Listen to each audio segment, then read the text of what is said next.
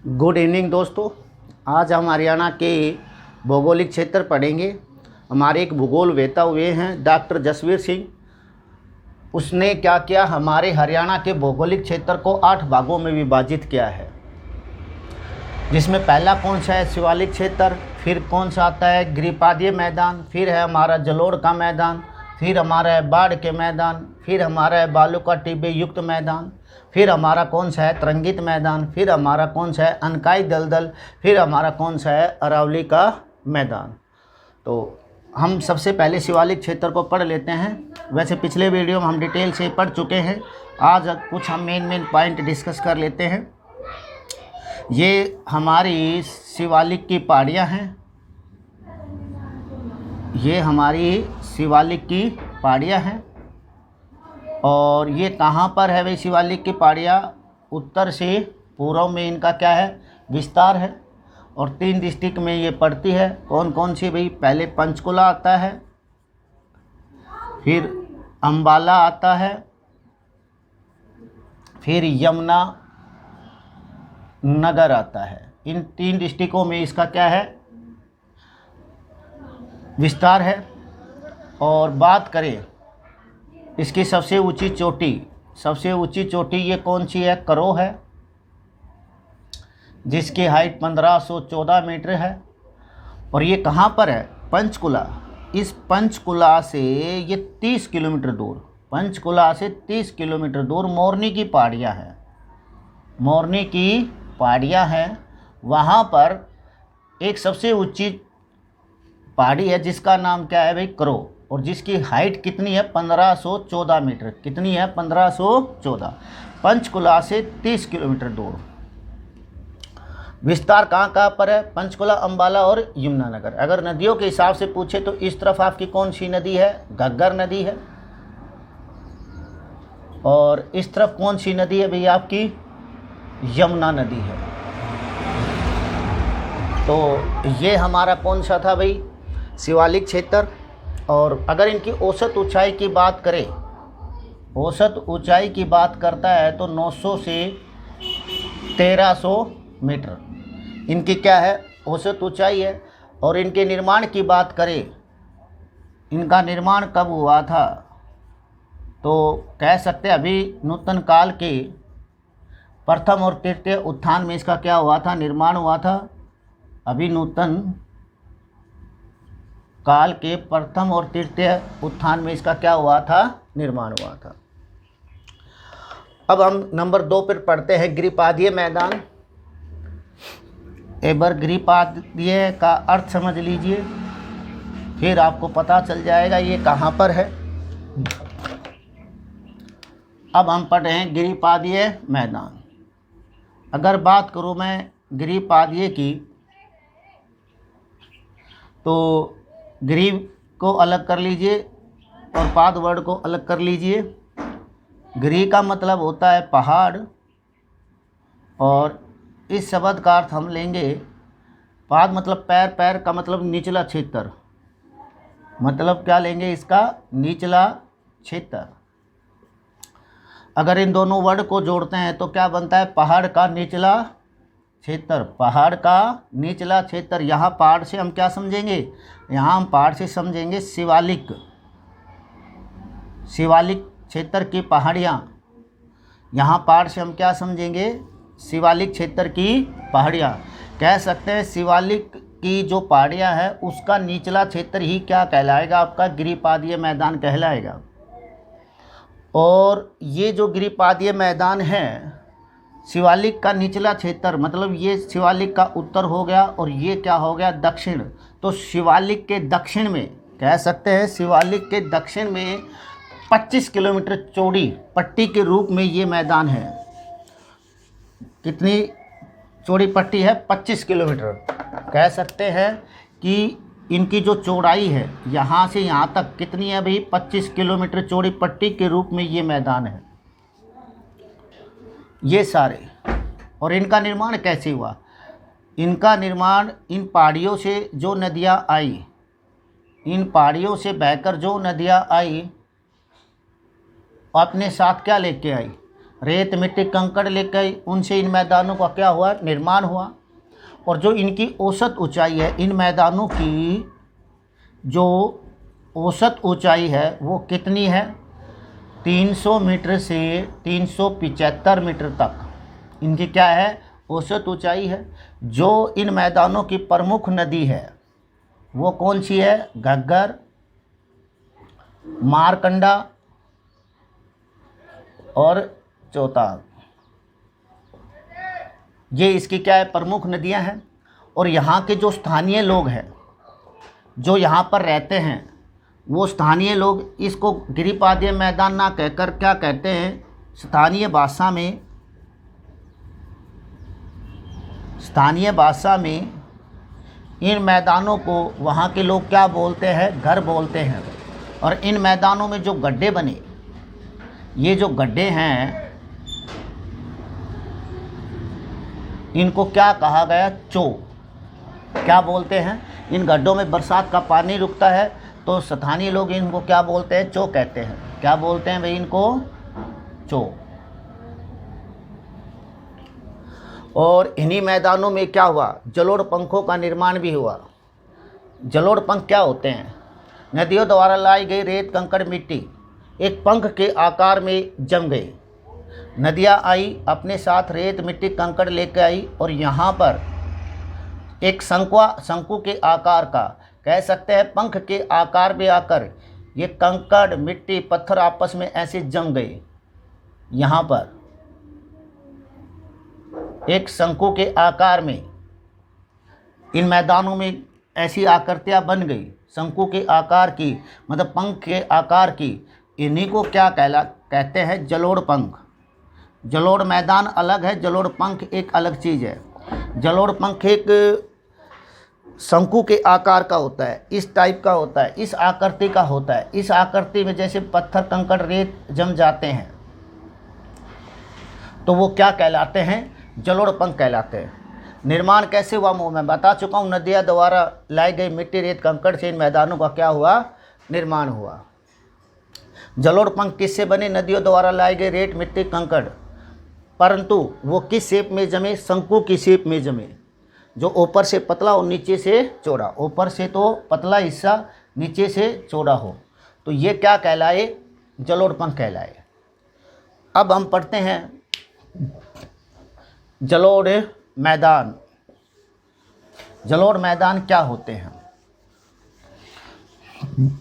इनका अगर विस्तार की बात करें कि जलोढ़ मैदान हरियाणा में कहाँ पर है, अगर बात करें तो जो हमारा गिरिपादीय मैदान है वहाँ से लेकर और जो अरावली की पहाड़ियाँ वहाँ तक का जो बीच का सारा क्षेत्र है हरियाणा का, वो क्या कहलाएगा, आपका जलोढ़ का मैदान कहलाएगा। जैसे ये पंचकुला, यमुनानगर एंड दिल्ली, नू, रेवाड़ी, महेंद्रगढ़, भिवानी, हिसार, फतेहाबाद, सिरसा एंड पंचकुला। यहाँ पर तो हम पढ़ चुके हैं किसको, हम यहाँ पर पढ़ चुके हैं किसको, शिवालिक को। ये यहाँ तक क्या है भाई, आपका ये शिवालिक है। फिर हम 25 किलोमीटर चौड़ी की पट्टी के रूप में ये जो मैदान है इनको हम पढ़ चुके हैं। ये कौन से थे भाई, आपके गिरिपादीय मैदान, इनको भी हम पढ़ चुके हैं। नीचे ये यहाँ पर आपके क्या है, यहाँ पर आपके क्या है, ये अरावली की पहाड़ियाँ हैं। यहाँ पर ये क्या है भाई, आपकी अरावली की पहाड़ियाँ हैं ये सारी।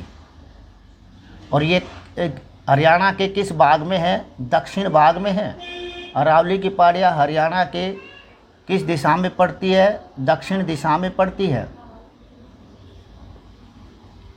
यह आपके क्या हो गई, अरावली की पहाड़ियाँ। इनका ये जो बीच का मैदान है, ये जो बीच का मैदान है, ये सारा, ये जो बीच का मैदान है, ये सारा आपका क्या कहलाएगा भाई, जलोढ़ का मैदान कहलाएगा। क्या कहलाएगा, जलोढ़ का मैदान।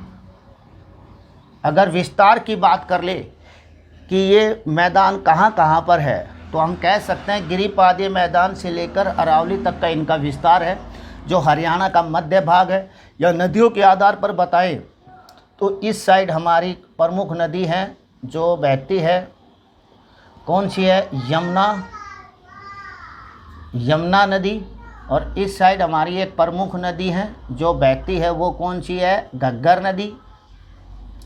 तो नदियों के आधार पर हम कह सकते हैं यमुना और घग्गर के बीच का जो ये मध्य हरियाणा का मध्य भाग है, ये क्या कहलाता है? जलोढ़ का मैदान कहलाता है, जिनका विस्तार क्या है? गिरिपादीय मैदान से लेकर अरावली तक है। इनका निर्माण कैसे हुआ? नदियों द्वारा लाई गई मिट्टी, रेत, कंकर से भी इनका क्या हुआ भाई? निर्माण हुआ। जो शिवालिक क्षेत्र से जो नदियाँ आई, यमुना जो नदी हो गई, घग्गर जो नदी हो गई, इनसे जो बाढ़ आई, पानी आया, आगे रेत के साथ बिछा, उनके साथ रेत, मिट्टी, कंकड़ आए, उनसे इनका क्या हो गया? निर्माण हो गया। और इन्हीं मैदानों को क्या कहा जाता है? बांगर। मैंने आपको पहले समझाया था कि बांगर और खादर क्या होता है। वो मैदान जो पहले जहाँ नदी का पानी पहुँचता था पर अब नहीं पहुँचता, यहाँ पहले नदियों का पानी पहुँचता था परंतु और वो नदियों की मिट्टी से ये मैदान बन गए, परंतु वर्तमान में यहाँ पर वो नदियों का पानी नहीं पहुँचता है, इसलिए इनको क्या कहा जाता है? बांगर भी कहा जाता है। बांगर क्षेत्र भी इसको बोला जाता है। तो इनकी औसत ऊंचाई की बात करें हम तो कितनी है? 220 से 280 मीटर। अगर इनकी औसत ऊंचाई की बात करें तो कितनी है? 220 से 280 मीटर। अब हमारे बसते हैं बाढ़ के मैदान। अगर बाढ़ के मैदानों की हम बात करें कि बाढ़ के मैदान कहाँ पर है, इसके नाम में ही, जैसे गिरिपादीय मैदानों के नाम में ही छिपा था कि भाई कहाँ होंगे, ऐसे ही आप इसके शब्द के मीनिंग को समझे और पता चल जाएगा कि भाई ये मैदान आपको कहाँ मिलेंगे। अगर मैं मैप नहीं भी बनाता हूँ तो फिर भी हम बता सकते हैं कि भाई बाढ़ के मैदान कहाँ होंगे। बाढ़ के मैदान कहाँ होंगे? जहाँ बाढ़ आएगी। और बाढ़ कहाँ आएगी? जहाँ नदियाँ होंगी। नदियाँ कहाँ पर है भाई? एक पूर्वी साइड में कौन सी है? यमुना। पश्चिमी उत्तर पश्चिम में कौन सी है? घग्गर है। एक मारकंडा है। नदियाँ तो काफ़ी है, परंतु जिसमें पानी होता है वो कौन कौन सी नदियाँ हैं? वो तो घग्गर है, मारकंडा है और यमुना है। ये आपकी क्या हो गई? यमुना नदी हो गई। इसमें 12 मास पानी रहता है। इसमें क्या रहता है? यमुना नदी 12 मास पानी रहता है। ये घग्गर नदी है। ये घग्गर नदी है। इसमें ये बरसाती नदी है, बरसात में ही पानी रहता है। तो बाढ़ के मैदान कहाँ बनेंगे? इन नदियों के आसपास बनेंगे। एक मारकंडा नदी भी है, ये इसमें भी बरसात में क्या आता है? पानी आता है।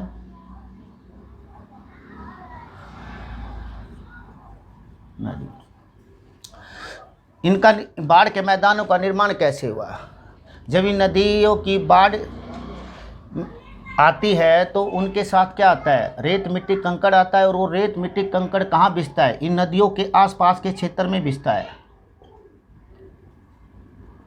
इन नदियों के आसपास के क्षेत्र में बिछता है वो रेत, और जिसमें पानी की मात्रा अधिक होती है। तो ये मैदान क्या कहलाए? बाढ़ के मैदान कहलाए। पर वो कहाँ कहाँ बने? इनका विस्तार कहाँ कहाँ हुआ? एक तो ये यमुना नगर में बने। हम ये नहीं कह सकते कि नदी के साथ साथ हर जगह ये बाढ़ के मैदान बने, नहीं। जहाँ पर बाढ़ आई, जिस क्षेत्र में बाढ़ आई, सबसे ज़्यादा बाढ़ आई, और उस बाढ़ के साथ रेत, मिट्टी, कंकड़ जहाँ जमा हुए और पानी की मात्रा जहाँ थोड़ी सी अधिक रही, वहीं पर क्या बने? बाढ़ के मैदान बने। तो यमुना नदी में बाढ़ आई तो यमुना नदी ने यमुना नगर के इस क्षेत्र में बाढ़ आई तो यहाँ से क्या बनाए? बाढ़ के मैदानों का निर्माण किया। और फरीदाबाद में यहाँ पर भी यमुना नदी ने बाढ़ के मैदानों का निर्माण किया। यमुना नदी ने केवल 2 ही जगह बाढ़ का निर्माण होगा, एक तो फरीदाबाद के अंदर और दूसरा यमुना नगर के अंदर बाढ़ के मैदानों का निर्माण किया। और उत्तर पश्चिम अगर हम दिशा की बात करें तो घग्गर और मारकंडा नदी ने क्या किया? बाढ़ के मैदानों का निर्माण किया। यहाँ पर यहाँ पर तो घग्गर नदी ने और यहाँ पर किसने, मारकंडा ने नदी ने क्या किया, बाढ़ के मैदानों का निर्माण किया।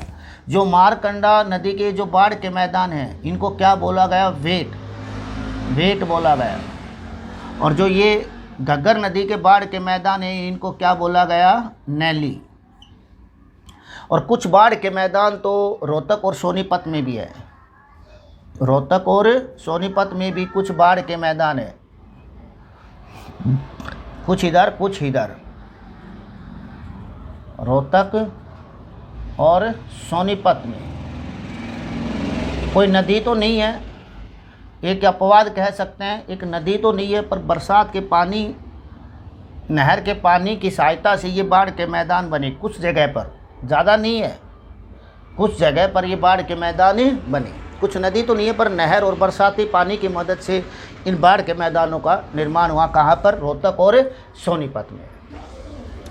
तो आज हमने शिवालिक क्षेत्र पढ़ लिया, गिरिपादीय मैदान पढ़ लिया, जलोढ़ के मैदान पढ़ लिए, बाढ़ के मैदान पढ़ लिए। बाकी हम नेक्स्ट वीडियो में पढ़ेंगे बाढ़ के मैदान। जय हिंद।